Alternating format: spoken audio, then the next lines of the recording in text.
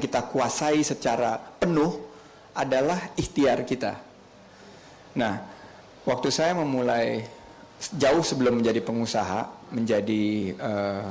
sebelum menjadi karyawan atau pegawai atau profesional, saya juga pernah menjadi mahasiswa seperti kalian.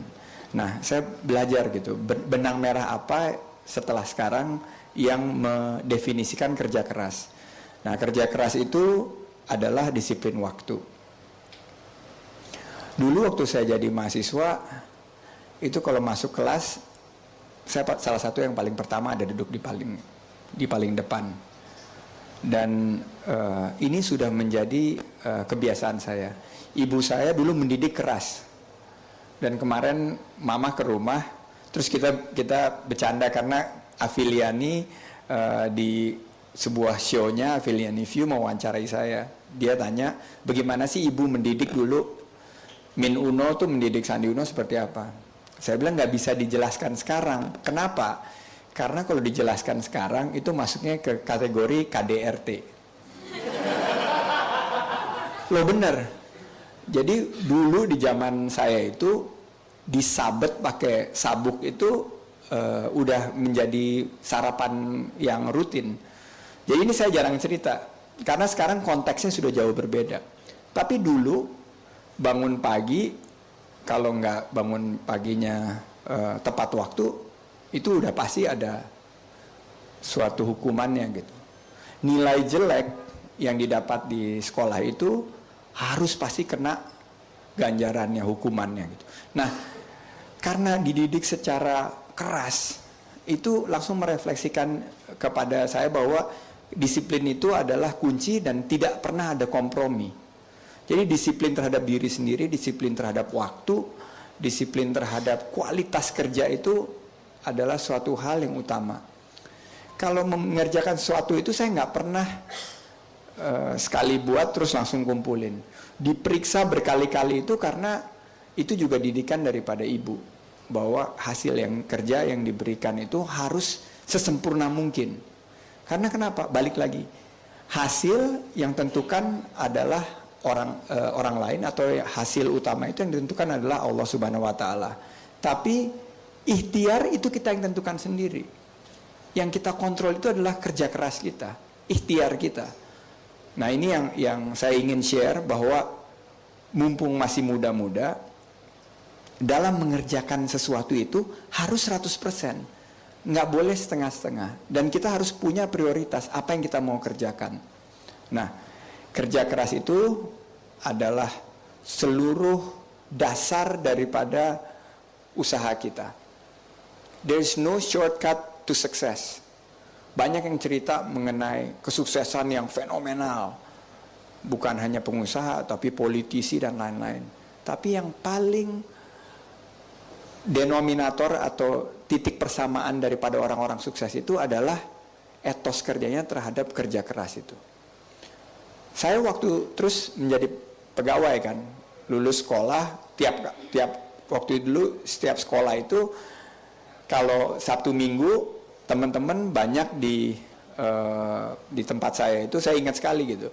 Kita di Indonesia beruntung cuacanya sangat-sangat bersahabat. Tapi waktu tempat saya sekolah dulu, kalau lagi musim dingin itu di luar tuh minus 4, minus 5 derajat Celcius. Jadi dingin sekali. Nah kalau Sabtu Minggu itu nggak ada shuttle bus yang mengantar dari asrama ke perpustakaan. Jadi karena saya ingin menyiapkan diri untuk minggu depannya, wujud dari kerja keras itu saya harus melawan hawa dingin di luar dan angin yang sangat-sangat dingin yang menusuk tulang itu, berjalan kaki 15-20 menit dalam cuaca minus 4, minus 5, ditambah angin itu bisa minus 15, minus 20. Itu kalau maaf pipis belum lama itu udah beku, berasap begitu, saking dinginnya. Nah wujud dari kerja keras itu ada teman-teman yang udah tinggal di asrama aja, nonton TV dan lain-lain. Tapi saya bilang, saya diberikan kesempatan sekolah di luar, diberi beasiswa dan didukung oleh orang tua. Saya punya tugas pertama adalah kerja keras, jalan ke perpustakaan. Dan ya sampai perpustakaannya tutup sampai balik. Kenapa saya lakukan itu? Karena saya ingin memberikan suatu ikhtiar yang 100% dalam hal yang saya kerjakan. Itu waktu saya sekolah. Begitu saya menjadi profesional pegawai, saya usahakan saya orang yang paling pertama ada di kantor. Jadi kadang-kadang datangnya bareng-bareng sama office boy yang bersih-bersihin. Itu saya nunggu sampai pintunya dibuka, masuk kantor. Waktu itu saya masih jadi profesional. Ada beberapa teman-teman nanya, wah rajin banget sih, cari muka ya. Pengen apa namanya, kalau di ini intinya pengen cepat naik pangkat ya. Enggak, saya bilang ini adalah wujud daripada hard work. Kerja keras itu adalah datang tepat waktu, malah sebelum kantor dibuka itu sudah ada.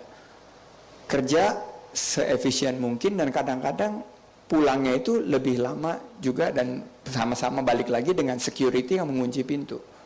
Itu adalah wujud kerja keras. Ini sebelum jadi pengusaha nih. Nah, begitu saya kena krisis di tahun 97, 16 tahun yang lalu, saya harus hijrah menjadi pengusaha. Etos kerja itu terbawa. Etos kerja keras itu terbawa.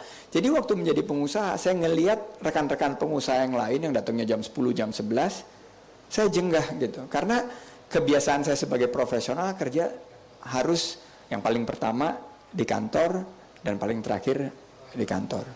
Jadi kerja keras itu saya bawa juga sebagai seorang wirausaha gitu. Dan tingkat profesionalismenya alhamdulillah masih terbawa seperti sekarang. Kenapa? Karena sudah tertanam dari muda untuk bekerja keras. Nah ini yang saya bilang, kita dapat kesempatan datang jauh dari belahan 6 kota di seluruh Indonesia kumpul di Semarang. Ini adalah kesempatan langka. Apa yang harus kita pelajari, apa yang harus kita tarik garis menjadi benang merah, menurut saya yang paling gampang itu adalah setiap dapat kesempatan kita memberikan 100% daripada kemampuan kita. Itu yang namanya definisi kerja keras. Nah ini yang saya harap mudah-mudahan dalam sesi ini apa juga yang diberikan kepada kita, kita sambut dengan satu tekad, yaitu bekerja keras. Nomor 2, yang teman-teman Meruf juga ingin saya angkat, yang jarang sekali dibicarakan di seminar-seminar atau talk show atau motivasi show, adalah kegemaran saya membaca. Saya tuh adalah seorang, kalau dibilang, ya ini kacamata saya ini -1,5, tapi saya dulu pernah -11 sebelum dioperasi mata. Kenapa? Karena saya senang sekali baca gitu. Setiap hari saya selalu sempatkan membaca buku di malam hari. Saya alokasikan waktu 1 jam untuk baca buku. Dan baca buku itu buku yang menginspirasi dan memberi motivasi kepada saya. Pagi 4-5 koran yang saya selalu baca, ditambah media-media online.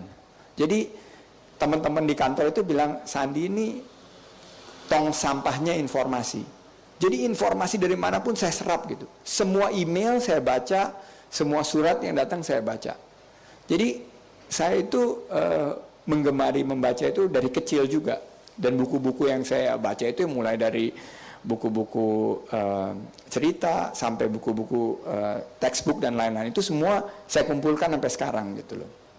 Nah kegemaran membaca itu ternyata menurut studi daripada Harvard, bahwa pengusaha yang sukses itu ternyata memiliki hobi yang sama, yaitu hobi baca. Dan sekarang ini kan baca nggak cuma baca buku, baca di internet, di online juga sudah banyak. Karena informasi itu begitu banyak, perkaya diri kita dengan informasi yang sebanyak-banyaknya. Dan kalau bisa kita tidak tahu, kita selalu bertanya. Karena informasi itu adalah kunci kesuksesan dan kunci kemenangan kita dalam pertarungan di era globalisasi ini. Jadi dapatkan informasi sebanyak mungkin. Dengan informasi yang sebanyak mungkin dan dengan membaca itu, saya yakin kita mampu berada paling tidak 20 atau 30% di depan daripada pesaing-pesaing kita. Karena hidup ini penuh persaingan. Kita nggak bisa melihat hanya di konteks bahwa kita ini individualistik, tapi kita harus betul-betul memiliki daya saing yang tinggi sehingga kita bisa mampu mencapai tujuan kita, mau menjadi mahasiswa, akademia, menjadi business people, menjadi pegawai negeri atau apapun juga. Saya berharap dari sini paling tidak 70% dari program Meruf dan JRU ini lulusannya 70% jadi pengusaha-pengusaha sukses. Dua yang saya ingin share, kerja keras dan gemar membaca. Plus dulu deh. Sakral ya. Sakral nggak ngerasain nggak ras ya. Jadi Mas Sandi, saya sebelum nanti adik-adik yang biar bertanya, tapi saya kepingin mengingatkan Mas Sandi untuk Mas Sandi bercerita yang saya sampai sekarang masih ingat. Waktu memulai bisnis, itu saya dengar yang paling sangat inspiratif di kepala saya adalah ketika Mas Sandi cerita, itu dimulai dari sebuah salon. Mungkin itu di-sharing karena itu sangat, saya ingat sampai sekarang itu, sampai kapanpun mungkin nggak pernah kan saya lupa, itu tolong diceritakan. Oh iya, jadi setelah saya di PHK, ini masih dalam konteks kerja keras, saya pernah cerita sama Mas Ilik dan teman-teman di Forum Wedangan bagaimana saya membangun usaha. Nah, karena kami dari keluarga kelas menengah, jadi bukan dari keluarga pengusaha terkenal, tidak memiliki modal yang cukup. Nah, waktu itu saya bersama mitra saya berusaha untuk memulai suatu usaha. Dan kantor pertama kami itu 8 kali 10 meter, kurang lebih setengah atau kurang dari setengah daripada ruangan ini. Karpetnya warna merah muda, pink. Dindingnya tuh banyak kaca-kacanya. Jadi waktu saya pertama masuk itu yang milih mitra saya, Pak Rosan. Saya tanya gitu, kok kantor kita banyak kacanya begini dan karpetnya warnanya merah muda, kenapa bisa begini ya? Saya bilang gitu. Oh iya katanya, karena ini dulu bekas salon dan modeling agency. Terus saya bilang, kita kan bergerak di bisnis keuangan dan investasi. Bagaimana mau mengajak klien ke sini? Karena begitu mereka masuk, pasti mereka maunya potong rambut.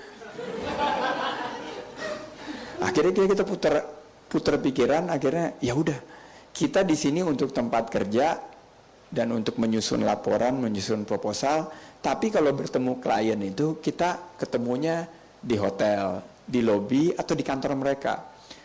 Kalau mereka mau datang ke kantor kita, cara mensiasatinya mudah. Kita bilang sebagai pengusaha muda yang junior dan klien, kita harus menjemput bola dan datang ke klien kita.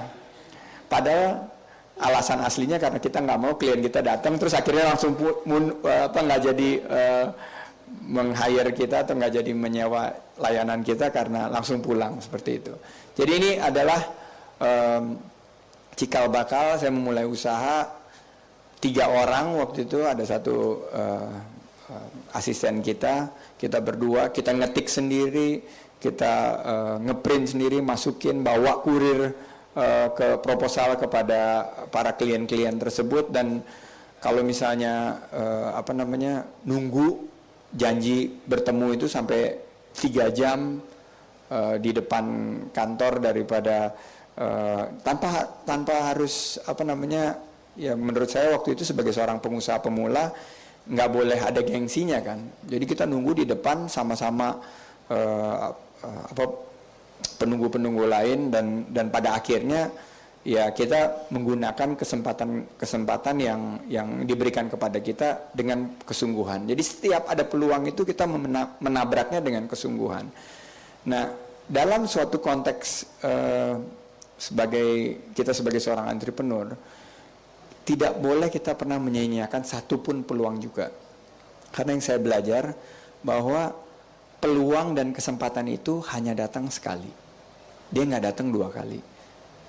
Dan kalau kita tidak menangkap peluang tersebut, kita akan terlena dan peluang tersebut akan diambil oleh orang lain yang akan menghasilkan pencapaian buat mereka tanpa memberikan kesempatan kepada kita. Jadi tataplah peluang tersebut, ambil kesempatannya dan kerjakan sesungguh-sungguhnya dengan kerja keras. Keren ya. Saya beri kesempatan untuk adik-adikku untuk bertanya. Saya di request, soalnya udah ada catatan khusus timingnya. Saya di request 15 menit. Silakan siapa yang mau mulai.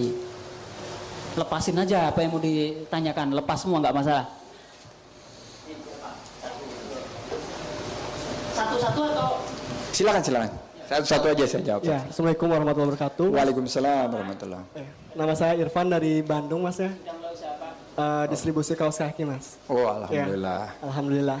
Yang mau ditanyakan ini, Mas, mengenai ada 2 pertanyaan, boleh Mas ya? Boleh. Mengenai totalitas dengan perfeksionis. Ya. Apakah itu sama atau tidak? Terus kita punya anggapan bahwa pengusaha itu sering serakah katanya, Mas. Nah, apakah serakah dengan tidak pernah cepat puas itu sama atau tidak?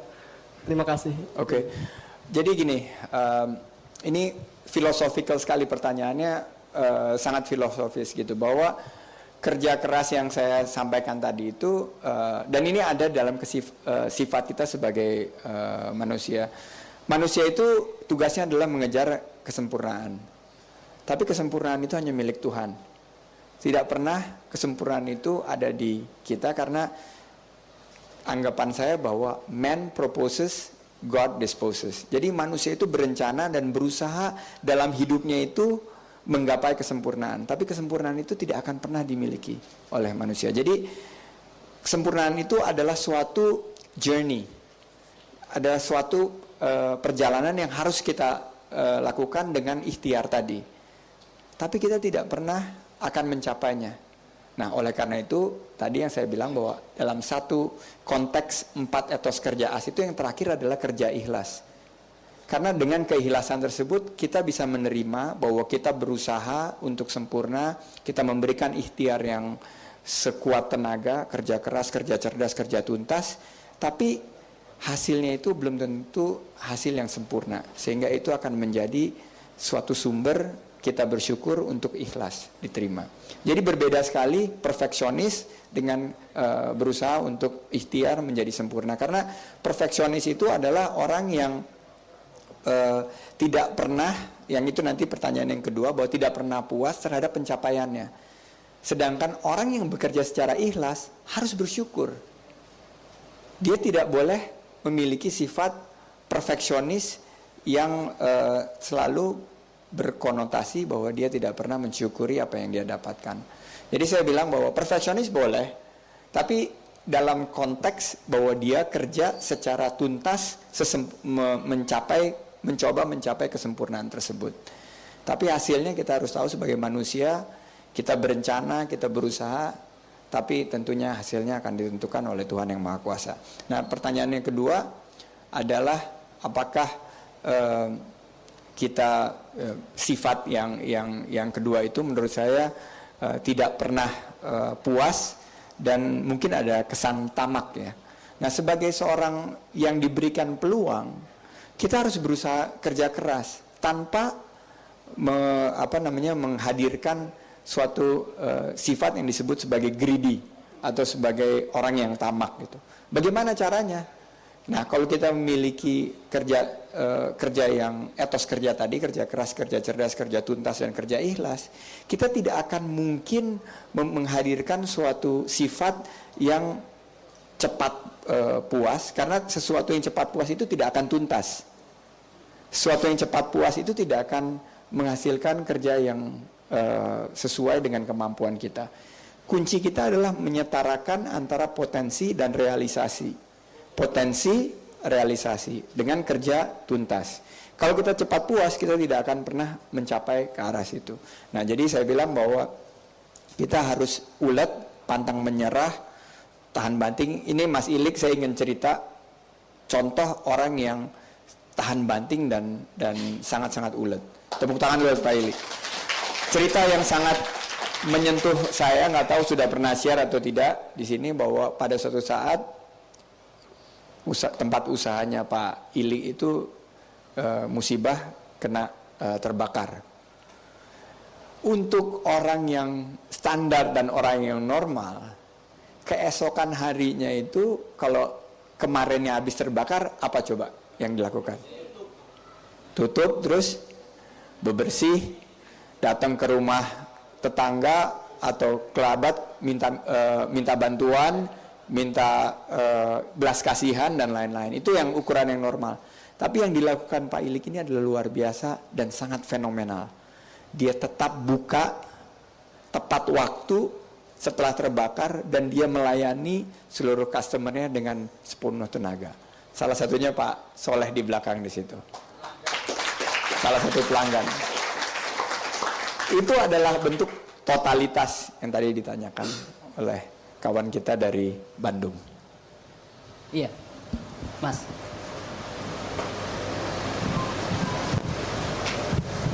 Ya, Assalamualaikum warahmatullahi wabarakatuh. Waalaikumsalam warahmatullahi wabarakatuh. Selamat siang Mas Andi. Perkenalkan saya Wandi Rustandi dari Universitas Pendidikan Indonesia UPI Bandung. Oh, Bandung juga ya? Ya, saya dari jurusan Pendidikan Teknik Arsitektur kebetulan. Di sini yang saya tanyakan itu memang kebanyakan sekarang ini saya setuju banget. Setuju banget ketika banyak orang memotivasi atau seminar menghadirkan beberapa pembicara dengan kisah suksesnya, sementara tanpa menceritakan proses dari mencapai suksesnya itu. Nah, untuk berbicara soal berproses itu, untuk ukuran Mas Andi sendiri, dalam jangka waktu berapa lama yang Mas Andi rasa itu masih proses gitu kan, untuk mencapai kesuksesan. Kedua, berbicara soal etos kerja. Bagaimana bagi sementara saya, yang saya rasa gitu kan, saya memang kalau Mas Andi dengan latar belakang menjadi profesional dulu mungkin ya. Sementara untuk menanamkan etos kerja ketika kita terjun langsung menjadi wirausaha itu seperti apa gitu kan. Untuk menanamkan mindset etos kerja di wirausaha langsung gitu. Oke, terima kasih. Terima kasih Wandi. Jadi gini, kalau kita lihat proses itu tidak pernah ditentukan secara ansih, secara baku berapa lama, berapa bulan atau berapa tahun. Tapi proses itu berbanding lurus dengan effort kita atau dengan ikhtiar kita. Semakin kita berikhtiar, semakin serius kita melakukan sesuatu, semakin keras kita bekerja, semakin tinggi komitmen kita terhadap ikhtiar tersebut, proses itu akan semakin pendek. Kenapa? Karena kita yang sekarang membatasi kita, karena yang kita miliki, otak kita ini begitu sangat kaya ya. Jadi kalau kita misalnya melakukan sesuatu dengan ikhtiar dan kita mendapat feedback daripada kegagalan-kegagalan kita, karena setiap ikhtiar itu nggak 100% sukses. Mungkin ikhtiar kita itu ada yang 50-50, ada yang 70-30, tapi pasti banyak gagalnya. Setiap kegagalan itu akan memberikan feedback kepada kita bahwa trial and tribulation atau trial and error. Jadi kalau kita mencoba ini gagal, ini akan memberikan signal kepada otak kita, oh lain kali jangan melakukan ini karena ini adalah hal yang mengakibatkan kegagalan kita. Jadi setiap kali kita mencoba itu akan memberikan feedback, pantulan-pantulan itu yang akan mengakibatkan berapa banyak proses atau berapa lama proses yang harus kita lalui.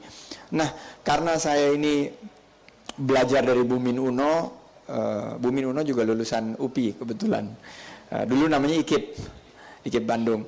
Nah, karena diajarkan oleh beliau itu harus kerja keras dalam waktu yang sesingkat-singkatnya, saya sekolah itu karena beasiswanya kebetulan terbatas, diminta untuk diselesaikan secepat mungkin. Saya selesaikan 124 SKS dalam jangka waktu 2 tahun 4 bulan. Nah, itu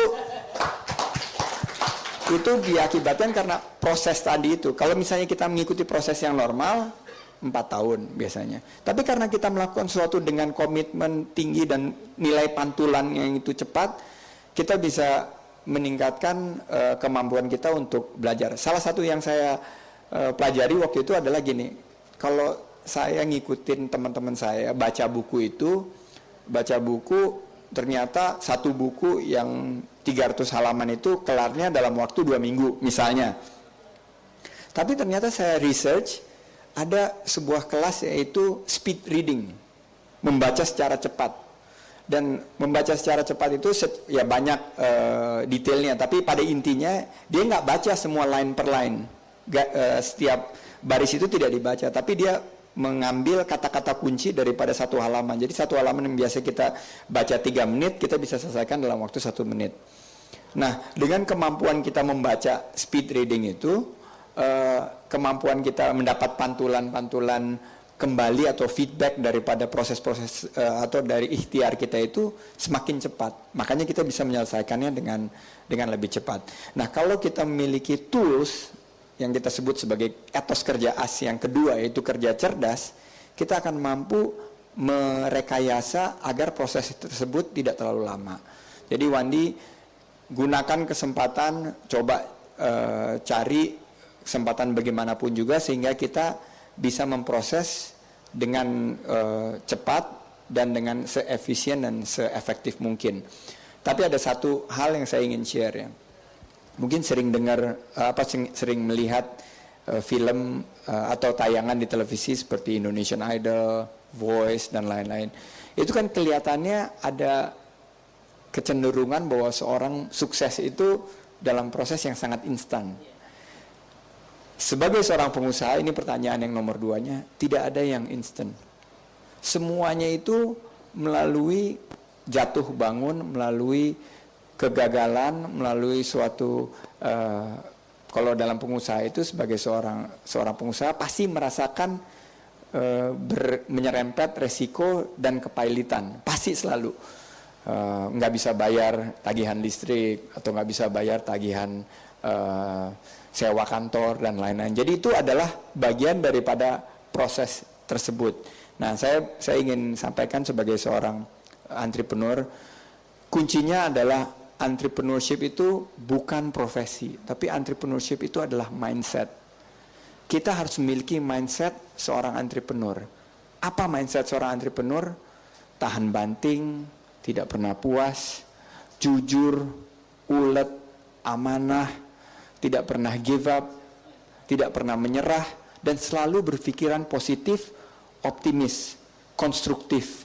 Tidak pernah berpikir negatif, tidak pernah pesimis, tidak pernah senang melihat kegagalan orang, tapi kalau ada orang kegagalan hatinya iba, tidak pernah iri terhadap kesuksesan orang, tapi begitu ada kesuksesan orang dia mencari apa di balik kesuksesan orang ini yang kita bisa pelajari.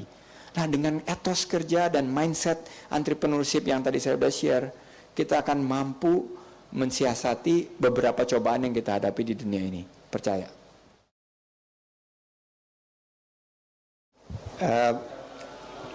Pertama-tama percaya bahwa doa ibu itu adalah betul-betul jalan menuju kesuksesan.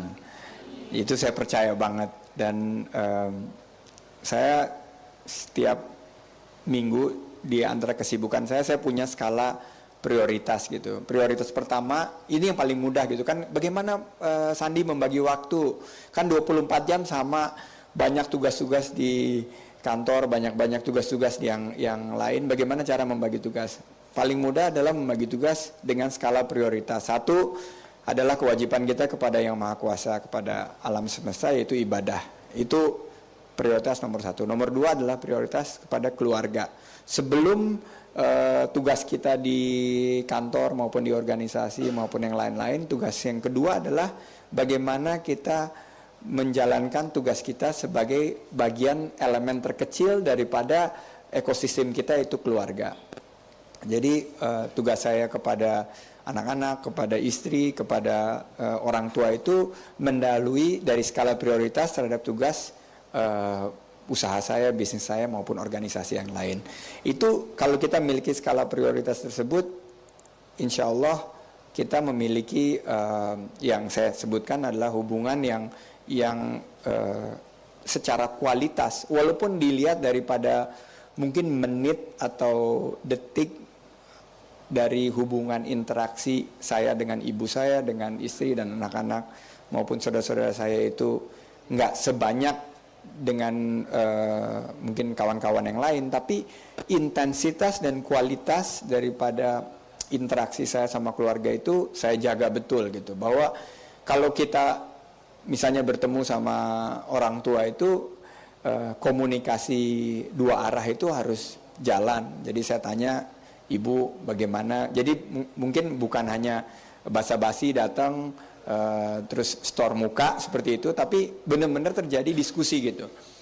Pengalaman mama apa yang minggu lalu bisa kita share dan saling belajar. Ini yang paling sering terjadi diskusi, dan intensitas kualitas terhadap pertemuan saya tiap minggu sama ibu, biasanya hari Jumat ya.